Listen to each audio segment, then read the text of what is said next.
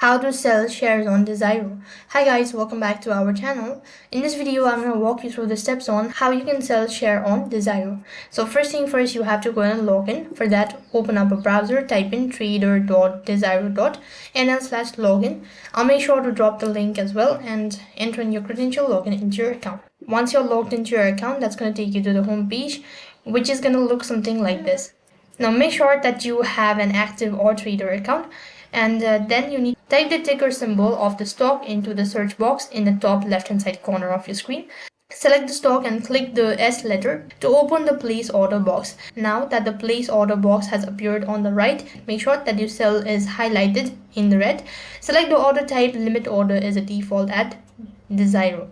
Set the price in order to get for a single stock. Select the quantity you're willing to sell short. Hit the place order to place the selling order. Wait for the order confirmation in the pop-up window. When the order is fulfilled, you will get a fulfillment confirmation. So that's basically how you can sell stocks on Degiro. That is all for this video. I hope the video was helpful. Make sure to like, share and subscribe to our channel. Thank you for watching. See you in the next video.